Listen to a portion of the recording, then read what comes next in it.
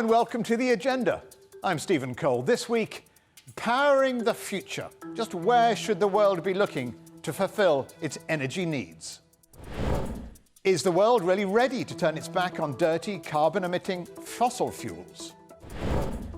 Plus, how are the world's oil and gas giants getting ready for a low-emissions future? We'll be speaking to Shell's Global Vice President for Customer Solutions.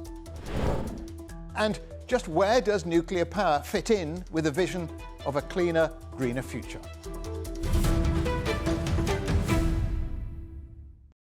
In 2019, the UK consumed 189.6 million tonnes of oil equivalent energy. That means each person burned almost 8 kilograms of oil every day for heating, air conditioning and transport. The proportion of energy supplied from low-carbon sources rises year by year, but it still only represents less than 20%, while oil, gas and coal account for 80%. Bioenergy and nuclear power follows with 7.3% and 7%, while wind power only supplies 3% of total consumption.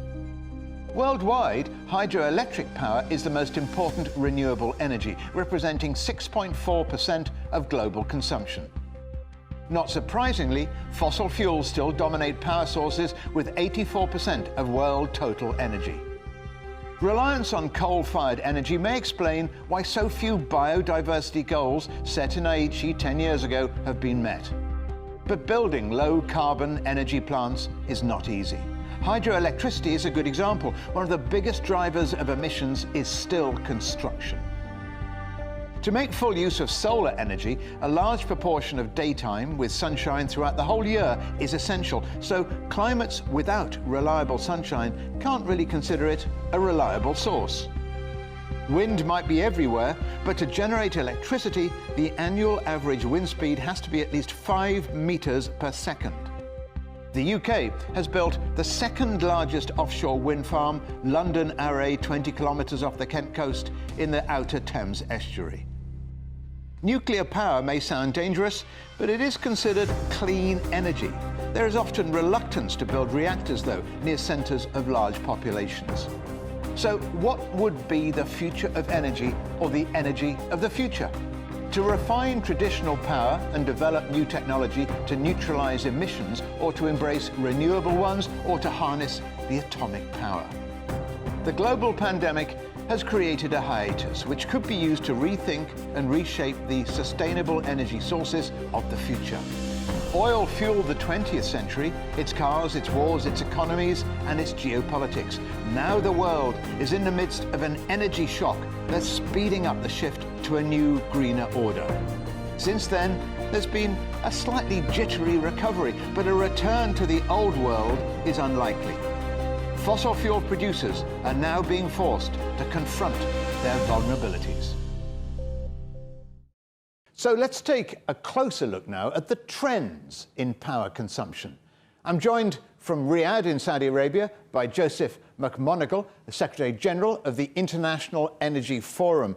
Joseph, first of all, the inevitable question, how has COVID affected the energy sector, and could it lead to any changes?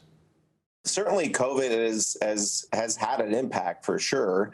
I would say, 1 year about this time, we had, a pretty dramatic decline in energy demand. We had probably, we lost about 10 million barrels a day.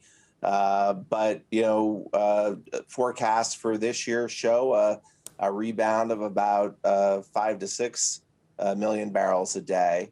But while certainly the impact to demand was profound and unprecedented, really the biggest demand shock in history, it's important to note that 90% of the demand remained intact, which demonstrates, I think, oil's resiliency and necessity to fuel the world economy. We also identified a big problem that could create significant headwinds just as the global economy tries to recover and the world unlocks from COVID. And this is regarding investment. And the IEF, in collaboration with Boston Consulting Group, published a report in December that warned of future supply shocks caused by mainly oil and gas companies, but some national oil companies reducing investments due to the pandemic. And basically last year, CapEx cuts totaled about 35%. And this year, they're forecast to be between 20 and 30%. If the investment is falling away, isn't that the clearest signal yet that people are thinking about other fuels apart from fossil fuels? Well, I mean, certainly there are impacts regarding ESG investing and the move towards the energy transition. But really, the investment crisis that we talked about in our report is directly related to the demand hit from COVID. Now, but to your point, I mean, obviously pre-COVID, we saw a lot of capital flight from the sector. A lot of that had to do with, basically shareholder returns. You had shareholders move into other growth sectors like, healthcare and technology. But I think we're starting to see, actually, now that the oil prices have gone up a little bit, and it looks like we have this very robust demand outlook. If there is a fall off in investment, which you say may well be bouncing back a little now, and I'm thinking perhaps an attempt around the world to move away from fossil fuels like oil, coal, could gas be a bridging force in any of this, natural gas, for the future?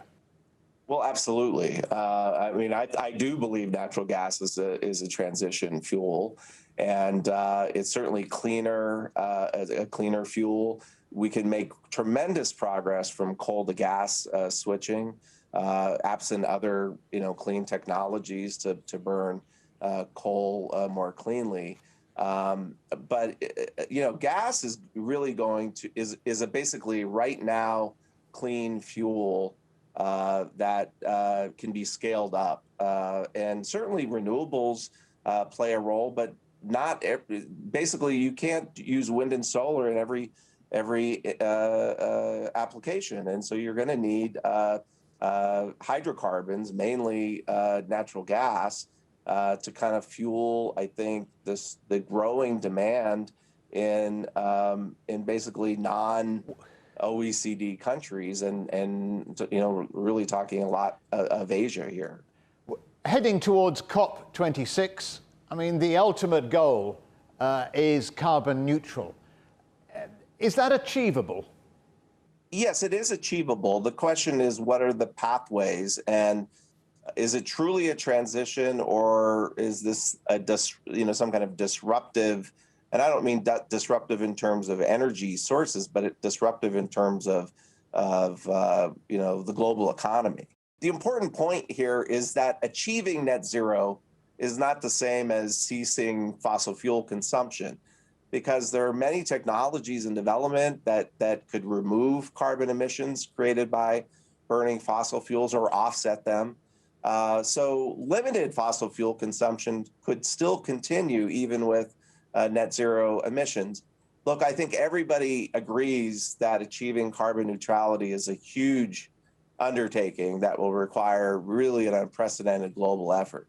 Wind and solar are sort of, mainstream, technologies now. Nuclear also is, and all three of those have to grow as part of this mix. And I know nuclear is controversial, but people are just going to have to get over it. But in terms of new technologies, hydrogen certainly has the most momentum, but there could be others. You could have fusion, methane hydrates. We have to create new technologies to address climate change. We can't do it with existing technologies. We're not going to, go off fossil fuels tomorrow. So we need to replace them. And these technologies don't exist yet, or they're just not even in a commercialization phase. Joseph McMonigle, thank you for joining us on The Agenda. Thank you. So, as the world looks to alternative sources of energy, what will that mean for the companies known until now as oil and gas giants? To get some insight, I'm joined by Ulrika Wising, Global Vice President of Customer Renewable and Energy Solutions at Shell. Ulrika, Shell says it wants to be a net zero emissions energy business by 2050, or possibly sooner. How will you go about achieving that? Well, first of all, we aim to be net zero on all the emissions from the manufacturing of all of our products. So reducing the energy that we use when we produce our products. In addition to that, we aim to reduce the carbon intensity of the energy products that we sell by 65% by 2050. And then thirdly, and I think almost most importantly, is that we want to help our customer decarbonize. So by helping our customers in the energy transition will ultimately also reduce the energy footprint of Shell, because the customers will want less and less energy intensive and carbon intensive products. And in doing so, we shift our production to those type of products and also then decarbonize. Okay, so how or what steps are you taking to encourage your customers to decarbonize? So I think it's one of those that it requires a village. It really does.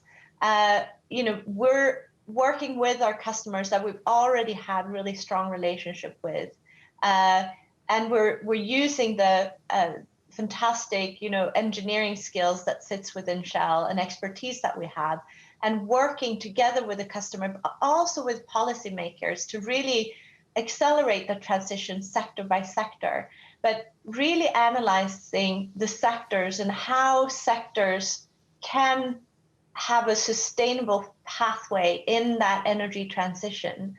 And that's many different challenges, isn't it? Because there are different sectors, different customers, as you say, aviation, shipping, freight, to name but a few. So how do you improve their footprints? So I think that there's many different pathways to decarbonization of the different sectors. And like you said, not every sector is created equal, nor is any individual company within a sector created equal. But for example, if you take a sector like aviation as a hypothetical example, today, we create emissions when we produce jet fuels that planes need to fly. But then if you look at the aviation companies, they then create emissions when they use the jet fuel to fly. And these are scope 3 emissions. Dealing with scope 3 starts with reducing the net carbon footprint of the energy we sell to the aviation industry. So that will mean selling increasing amounts of lower carbon fuels over time, such as biofuels, or even in the future, maybe green hydrogen. But even in 2050, some large planes will still need to use conventional jet fuel. And that's why we're aiming to be a net zero emission energy business by then. We must work with the aviation industry to help them deal with those emissions that are left. And the answer is likely going to involve balancing those emissions through nature or technology. So it's going to be a while yet before we give up totally on fossil fuels, isn't it? We have gas, electricity generation, and those are going to continue. But take the UK as example again, the coal-fired power plants have not been forced out of operation through regulation per se. They've actually been forced out of operation because they're just too expensive to run. And it's much more cost efficient to build renewables. So I think we're just going to see that transition continuing to happen.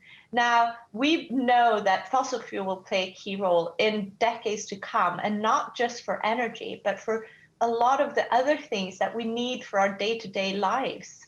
But we also know that we need to play a role in transitioning to renewables and low carbon fuels.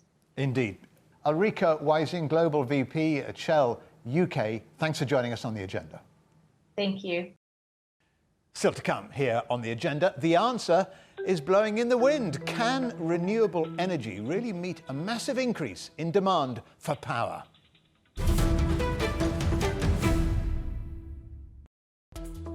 Search CGTN Europe wherever you get your podcasts to subscribe to the Agenda podcast. The Agenda with me, Stephen Cole, always gets to the heart of the story. Just subscribe today and listen now. Welcome back to the Agenda. 10% of the world's energy is currently provided by nuclear power. Its proponents insist it's the clean and the efficient solution to global energy supply, but concerns among consumers over safety refuse to go away. So what does the future hold for nuclear power? Joining me now is Dr. Jonathan Cobb, and Dr. Cobb is spokesperson for the World Nuclear Association. What would you say to people who are frightened of nuclear power? Well, I think the thing to understand with nuclear power is that it is something that's providing an enormous benefit at the moment in supplying that 10% of electricity without greenhouse gas emissions, supplying it cleanly, so generating more electricity than wind, than solar, and it's been supplying that clean electricity for more than 60 years, saving the emission of more than 2 billion tons of carbon dioxide each year. So it really is a key part of the clean energy mix that we're going to need, and we're going to need to grow over the coming years in order to transition to a net zero electricity generation mix. So where do you place nuclear power in the mix of renewable power supplies? Where does it fit in? It fits in by providing a constant and reliable supply of electricity. That can be a backbone, a foundation to a grid that can then accommodate more generation from wind, from solar, which provide also clean electricity, but are also intermittent because not always you have wind blowing or sun shining when you need it. So combining nuclear with the renewable options, as well as bringing in energy storage, bringing in production of hydrogen, mixing all those together in a future clean energy system, they can all work together to make that possible. And we really need to move to that system in only a few decades. According to a report by BP, only 10.4% of the world's electricity was generated by nuclear power in 2019 and only represents 4.6% of global energy consumption. Do you think those proportions will rise in the near future, and how high could they go? I think they will have to if we're going to succeed both in having a clean energy transition and providing enough electricity, enough energy in order to get to that low carbon mix and still provide enough power to all the people around the world that need it. But just 10%, it's 10%. That's more electricity that's being supplied at the moment by wind, more electricity that's being supplied at the moment by solar. So it's a substantial amount, and it's an amount that's been there for a long time. But there's definitely a need to increase it. I think we need to look at a mix of different clean energy technologies working together. A target that World Nuclear Association has set is for 25% of the world's electricity to be supplied by nuclear energy by 2050. Now that's an achievable target. It requires a build rate for nuclear power stations that is about the same as was happening in the 1980s. So it doesn't need a major development in terms of build. It's something that we've been able to do. It's a proven build rate for a proven technology. Mix that 25% of nuclear with all the other clean energy options, and it's a thing that can be achieved. It won't be easy, but it will be possible. Lastly, Dr. Cobb, I mean, we've talked about wind, solar, geothermal, etc., various types of power sources for the future. But is it true to say that really it comes down to nuclear taking over from fossil fuels for a cleaner future? I think if anybody tells you that one particular technology is the answer to tackling climate change, to moving to a clean energy system, that they're wrong. It's not true. It's a very much more complicated situation. It is going to require all those different forms of clean energy electricity generation. It's also going to require clean energy which isn't electricity. So one application of nuclear energy in the future would be to generate high temperature heat for industry, so it can be used to replace coal burning in industry. We're also going to need to produce hydrogen cleanly, and nuclear can do that, as well as charging electric cars. So it really is a very complicated mix. I'm very optimistic that we can achieve a clean energy future, but that optimism doesn't mean it's going to be easy. It's vital. And I think nuclear energy's got a vital role to play as part of a mix in achieving that. Dr. Jonathan Cobb of the World Nuclear Association, many thanks for joining us on the agenda. Thank you. Of course, the hope is that one day the world will be able to be powered by entirely renewable, clean and green energy sources. But how likely is that to happen? And perhaps more importantly, when?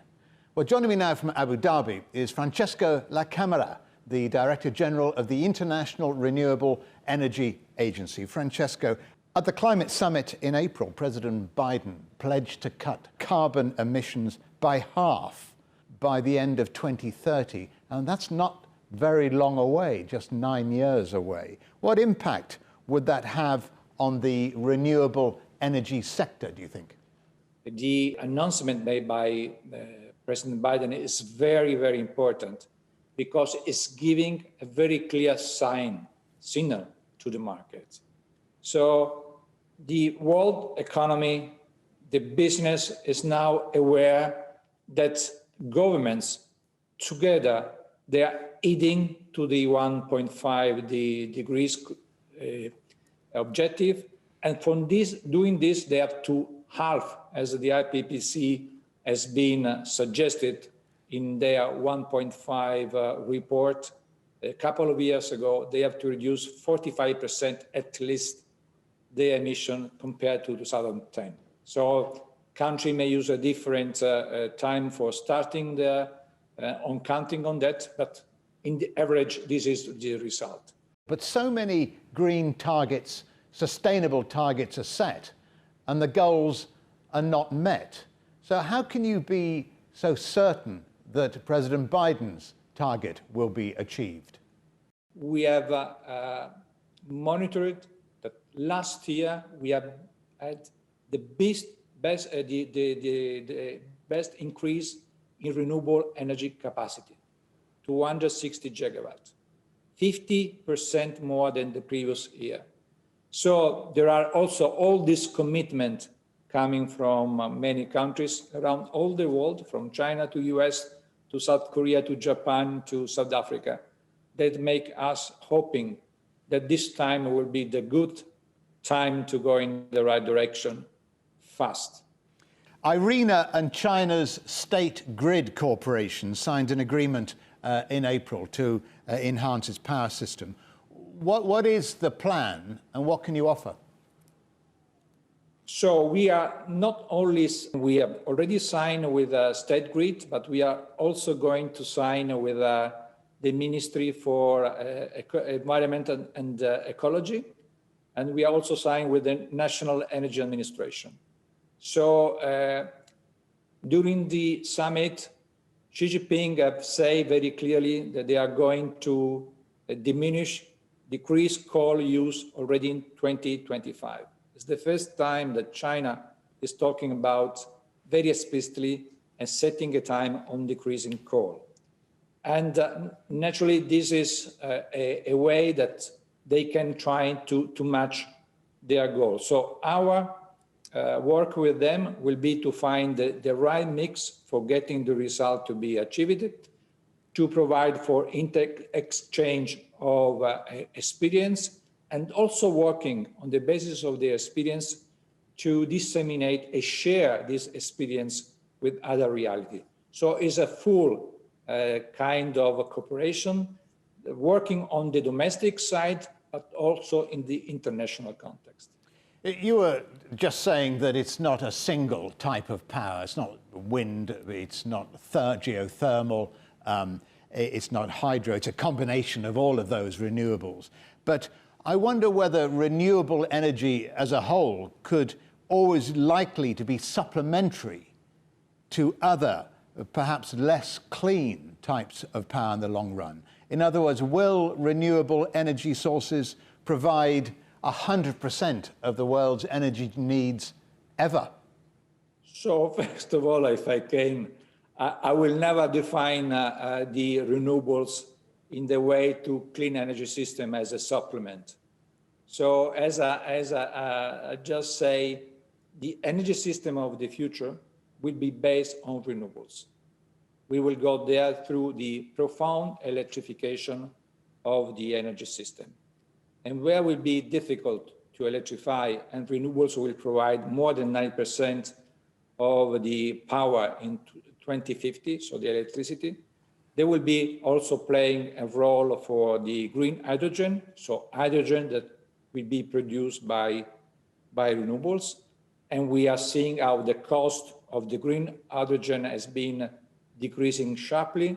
I remember that last summer there was already a think tank thinking that green hydrogen could become competitive in 2050, but just 6 months later they said that could be 2030, and now companies say that it's 2025. So you see how dramatically is changing the view concerning the green hydrogen. And also the bioenergy is important because coupled with CCS, they can be also go to negative emission. So this is the world where we are going, and we will get there, Stefan. The only thing that is relevant if we want to fight climate change is time. So we have to do this fastly. At the end of this decade, as we say at the starting of our chat today, we'll say if we will be able to reach the goal. Because the later we act, the more difficult it will be to get the result, will be more expensive, and sometimes just not achievable. But as you say, Francesco, things are becoming more achievable more quickly than ever before, which is the good news. So, Francesco La Camera, thank you so much for joining us here on the agenda. Thank you very much. If I can say in my language, grazie. Grazie a voi tutti. Grazie, I love it. In April, 40 world leaders gathered to talk about how to speed up the shift from dirty energy to clean power. So lots of politicians, but oddly enough, no energy companies at the climate high table convened by President Biden. Much was debated about which road to take, which power to utilize, whether it be wind, solar, geothermal, green hydrogen, and others. I asked some of our guests which one in particular was going to be most important, and the answer kept coming back, a mixture, probably of all of them. But one was left out, gas. As the energy transition gathers momentum, no fuel's future is smokier than that of gas, called the least grubby hydrocarbon. The 5 largest international oil companies all see natural gas as the bridge fuel to a greener world. In February, Qatar Petroleum, a state-owned giant, said it would begin the largest liquid natural gas project in history. What is certain, though, is that many countries see the need to accelerate the phasing out of all fossil fuels, gas included, unless paired with technology to capture and store emissions. 2 big questions now hang over the adoption of new power sources. The first is how fast governments limit carbon emissions, and the second is how quickly rival technologies can advance. But in all the excitement about green tech and renewables, it's easy to forget that large parts of the world still depend on fossil fuels. The demand for the dirtiest of them all, the greatest source of carbon emissions, coal, is in fact soaring to meet demands for electricity. And that's prompted a warning from the International Energy Agency that the recovery from COVID is anything but sustainable for climate change. Don't forget you can watch everything from past Agenda episodes and find additional exclusive content on our website, cgtn.com/Europe, or on our YouTube channel. And of course, you can follow us on Twitter, Facebook, Instagram, at CGTN Europe. Coming up on a future agenda, in the week the world's largest biodiversity summit was due to be happening in Kunming, we'll be asking its leader what a second COVID delay means for the future of our planet. But for now, from me, Stephen Cole, and all the Agenda team here in London, it's goodbye.